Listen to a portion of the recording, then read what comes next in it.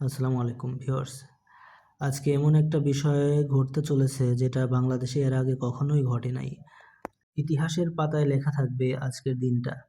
পহেলা বৈশাখ উপলক্ষে চীন মৈত্রী চীনের অত্যাধুনিক টেকনোলজির মাধ্যমে আমাদেরকে এমন একটা বিষয় উপহার দিয়েছেন যেটা কখনোই ভোলার নয়।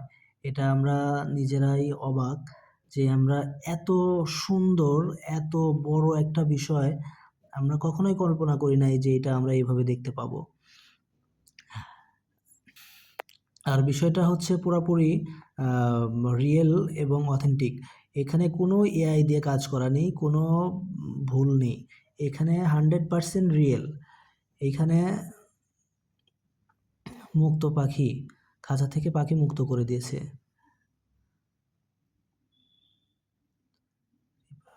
রিবার্স 26শে জুলাই, তার মানে 26শে জুলাইয়ের বিষয়গুলা তুলে ধরবে এখানে। এটা চীনের টেকনোলজির মাধ্যমে 2600 ড্রোন দিয়ে এইগুলো করা হচ্ছে। ওরে আল্লাহ! আহ, আবু সাইদের মানে ছবির আকৃতি বানাইছে ড্রোন দিয়ে। এটা কেমনে সম্ভব? এটা আমরা তো কখনোই কল্পনা করি নাই যে বাংলাদেশে এরকম কোনো কিছু এভাবে হবে। আর এটা 100% রিয়েল। এখানে কোনো অথেন্টিক কোনো এআই দিয়ে কাজ করা কোনো কিছু নেই। সংসদ ভবনের সামনে এই যে মুগ্ধ, পানি লাগবে পানি, এখানে লেখা আসছে পানি লাগবে পানি। আর কি আসে দেখি আমরা।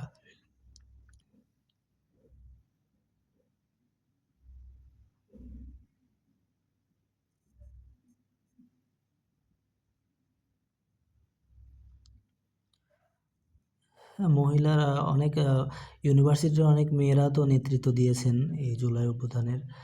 আম, এটার বিষয়ে আমি মেয়েটাকে যদিও সঠিকভাবে চিনি না, তো মেয়েরা অনেক নেতৃত্ব দিয়েছেন।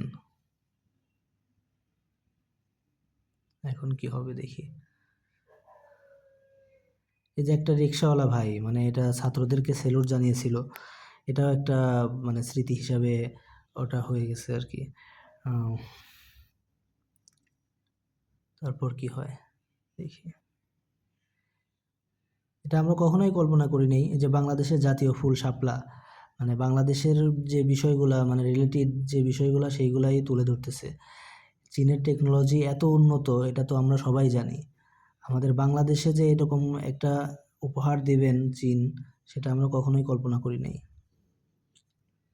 1971, আমাদের স্বাধীনতা 1971 সালে। আর এই যে আরেকটা যে ব্যাকেটে দিয়ে দিছে 2024। এটা কেমনে সম্ভব এগুলা? আমি যে দেখতেছি আমার নিজেরই বিশ্বাস হচ্ছে না। বাংলাদেশের জাতীয় পতাকা 24 অভ্যুত্থানে।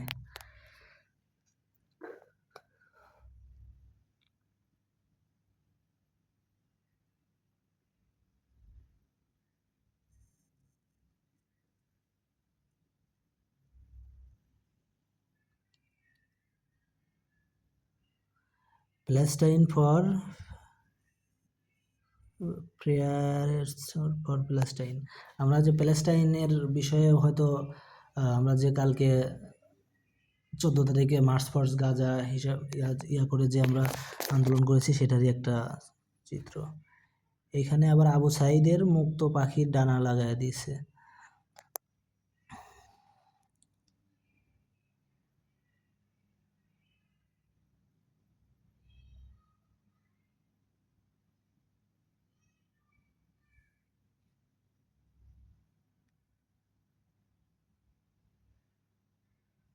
এটা কি চিতাবাঘ নাকি? এটা ভালোভাবে বোঝা যাচ্ছে না।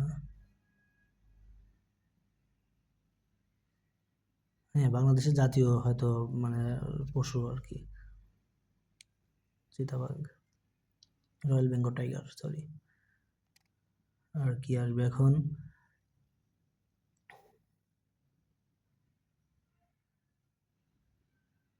শুভ নববর্ষ। শেষের দিকে লেখা উঠছে শুভ নববর্ষ।